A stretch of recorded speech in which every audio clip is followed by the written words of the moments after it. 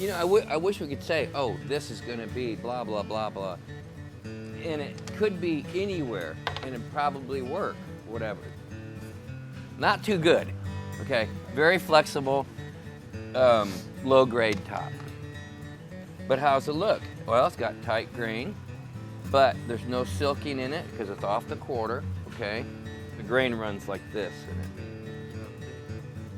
Why did this get made? Well, maybe to show somebody something, okay? But it's very rubbery. How would it sound?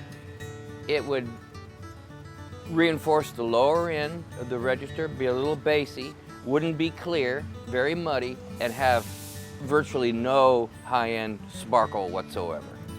And it would be, you know, a under $500 guitar somewhere, I would think. Maybe a $1,000 guitar.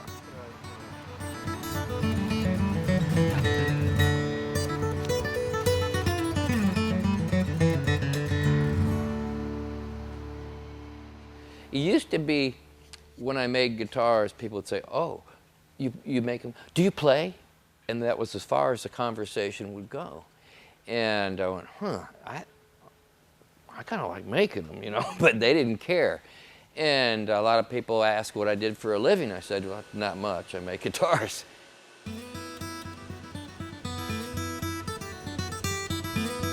Something about a guitar, you know, you sit down and strum that guitar, it's a good deal, it's a good thing. It's made of wood. Wood is a constant variable.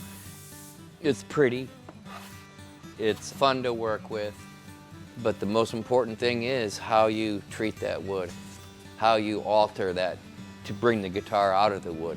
Wow, where's your chisel? It's not just going through the motion of construction. And every guitar you listen to and you adjust the thickness and you make your next guitar and you do it again, and you make your next guitar and you do it again. And you go, oh, this is easy, we just make this. Well, it doesn't work. You have to constantly adjust. Now, is that a mistake or is that just, you know, is that planning?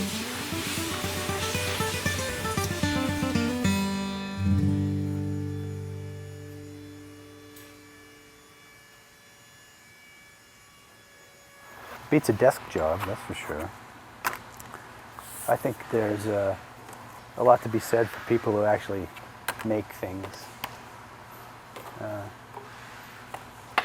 Especially things that are, you know, have quality to them. You need to travel back and see older places, you know, when they made guitars. See how they sounded when they were new. Yeah. Did a Stradivarius sound really good when it was first built? Maybe. Oh, the Martins and the Coys, they were reckless mountain boys, but old Grandpa Coy is gone where angels live. When they found him on the mountain, he was breathing like a fountain. Steel strings were relatively new. You got to remember they started in, what, 27 or so. So there's not like 300 years of history in a steel string guitar, but there is great history on them. There's the 30s and the 40s, and seeing all those guitars and seeing the ones that were good really showed me a lot on what guitars should be. Well, at least could be. Cause since Grace and Henry wedded, they fight worse than all the rest did, and they carry on the feud just like before. Craftsmanship in the 30s was real strong. Most people did everything by hand. They were trained as apprenticeships to be craftsmen of some sort. And after the war, we learned how to make stuff faster.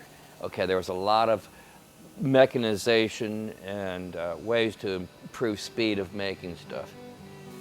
So a lot of jobs were being phased out. You needed to go to school so you didn't have to work with your hands. You could sit at the desk.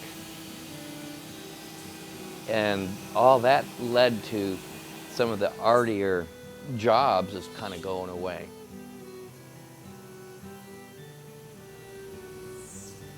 When I was a kid, they were phasing out shop classes, but when my father was a kid, that was one of the strongest parts of school, was going to shop class because there was a great chance that any one of those kids was going to end up in a shop somewhere. But by the time I went to school, there was no shop class. Because of it, less and less people know how to build things. I've always built stuff because I've loved it. Okay, I grew up as a family of engineers and we just made stuff, and be cars, go-karts, whatever it might be. Today, not many people have the skills anymore to work with woodworking machinery. So we're losing our hand skills. Machines, they can go through the motions of making a guitar, but it's more like a guitar-shaped object. It's not really a great guitar. Your best guitars are the ones that were humanly manipulated to be a great guitar.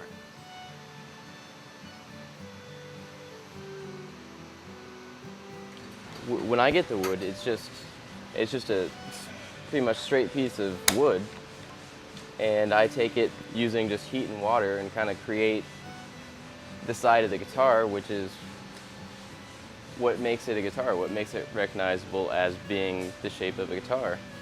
People don't really think about how wood actually comes from a tree into being this shape. And it's kind of, I don't know, maybe a little mystical process.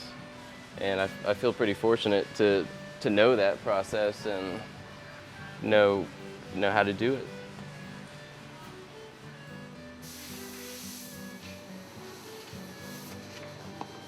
I think once it bites you, it hooks you hard, and the world seems to stop, you know, when you have some compulsion or obsession, and it doesn't matter as much, so you can get into it a little bit more.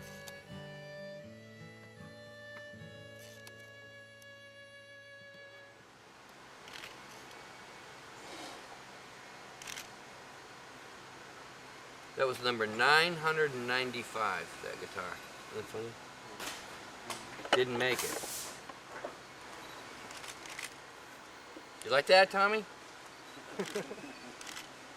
Huh? Yes. Can't see it. Yeah, no.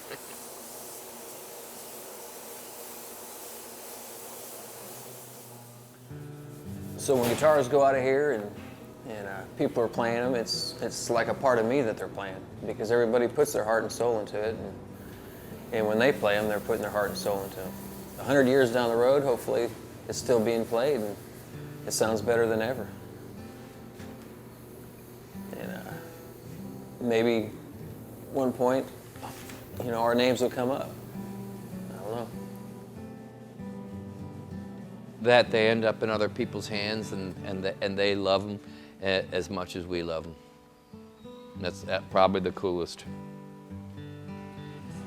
But when a guitar comes back and it was abused, like it sat in a hot car or something like that, we kind of get mad at that customer, and because we put too much work in that. But when they're worn, well played, it's great. That's the best looking guitar there is out there, is one that has a patina that human wore down, and that's a good looking guitar. That's when they're right. Hopefully they're all good guitars. If they all find a home, they're all great guitars. I always liked Lovin' Spoonful, and that would have been put me right around 14 or 15 years old. So just tons of them. Kinks, The Who, all that stuff. I mean, those are my heroes back then, and John Sebastian, all those people that I've mentioned, they all play my guitars. So times have turned, yeah. It was good stuff. Talking about my generation, yeah.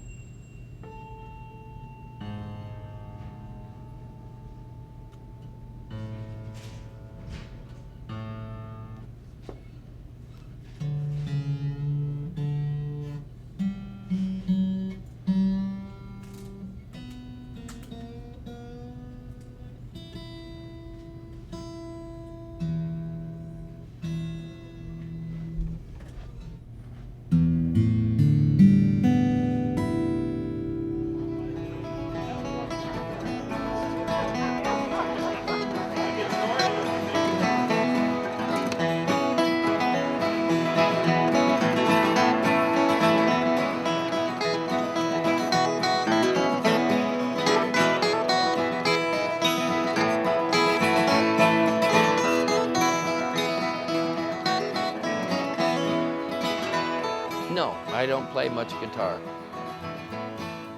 Not at all. But I do want to someday. I always have, you know. You know, I mean, there's a need for guitars in my life. It's been there. If I came out of the chute and I was an awesome guitar player, that might have been different, but I wasn't. It never came easy to me. It was hard. I would play a G chord and the next person would be playing notes with that chord, you know, but I'm still playing that G chord. And, but making stuff came easy to me, very easy to me.